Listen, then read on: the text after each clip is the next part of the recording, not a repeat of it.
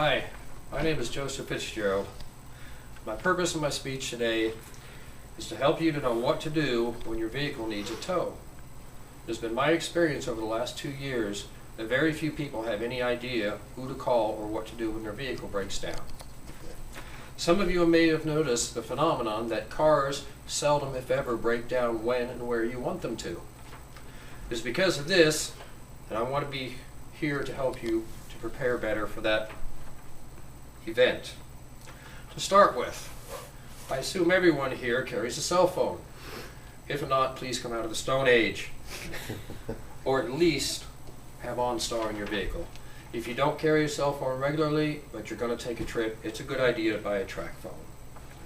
So you have your cell phone, but the question is, I'm sitting here broken down, who am I going to call? Right? I'm 100 miles from home. Well, that's where preparation comes in handy. You should have, and this is an exaggerated example, an insurance card in your vehicle. If not, you're driving illegally. On that insurance card, if you have roadside assistance, which I encourage you to have, there will be an 800 number. That's who you call first. If you call a towing company directly, they'll be glad to talk to you, but it's going to cost you a whole lot more. So let me pass that around. When you call your insurance company, that's not the end of the road for you. First thing that you may have to take into account is what kind of coverage do you have? I've been to places where the people have had only 15 miles of towing coverage and not known it. I've also seen people who have had $500 worth of towing coverage and were happy that they did. Check ahead of time. Also, in the event that you do break down, think about those who may be in the car with you, especially if it's small children. This goes out to you, grandparents. Imagine being stuck out in the middle of a warm summer day, nice 75 degrees out, and the kids are in the back with no food or water. It's going to get real unhappy real quick. But we're all way ahead of that curve, and we're all prepared. So we're cruising down the road, got our seatbelt on, taking it easy, and the motor quits. Okay? What do? First off, pull out of the traffic lane. Okay? Don't go off the curb. Try to stop in a place where your vehicle is accessible from the front. Many times the people have come up and stopped right in front of a pole. You can't get at the vehicle with a tow truck that way. It makes everything more difficult. Make sure you're visible from the road. Not only does it make the tow truck driver's job easier, but it keeps you safer because then the cops and other people can see you.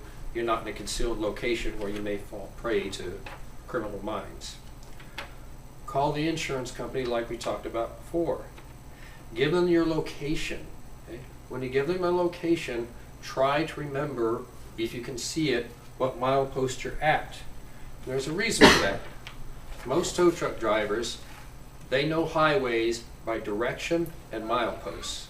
If you can say, I'm on highway whatever at milepost 2, or I just passed milepost 2, they're going to get in their little map book and they're going to be able to tell exactly where you're at and how quickly they can get there. That is a tremendous aid.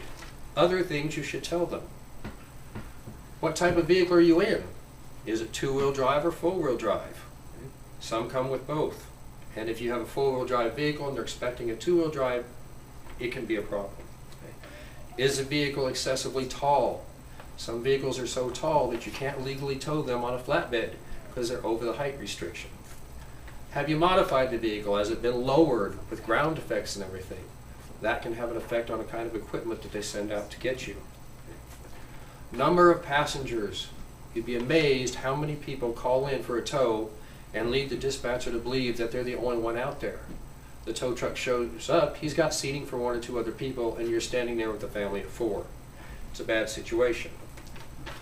Once you've given them all this information, remain in your vehicle, turn your hazards on so you're easy to find, and relax and enjoy the snacks that you packed ahead of time. Now that you've had your snack and you're waiting for the driver, here he comes. He's got his gumball machines going, his lights flashing, he pulls up in front of you because he's got plenty of room. Okay?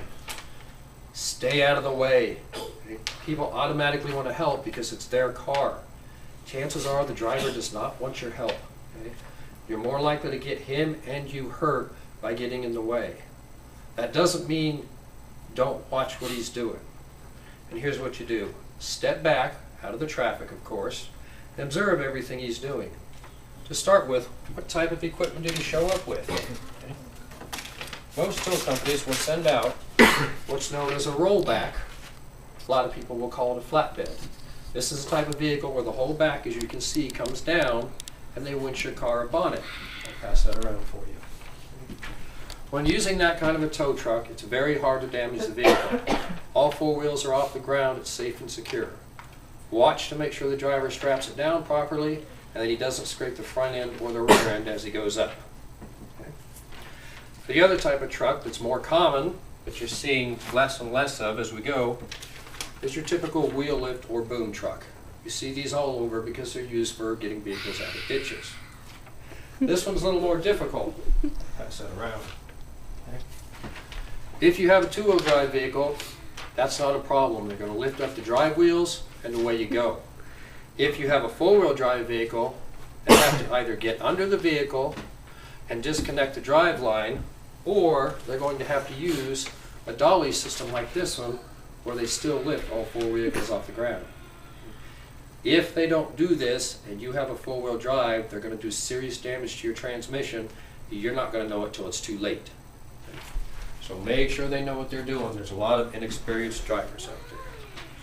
So presuming you got a good tow truck and a good tow truck driver, your vehicle's loaded safely, and you're sitting in the tow truck proud of yourself, knowing that you knew who to call, you knew what to tell them to make their job easier, you knew how to survive the wait, and you knew what to look for while they were loading your precious vehicle on board.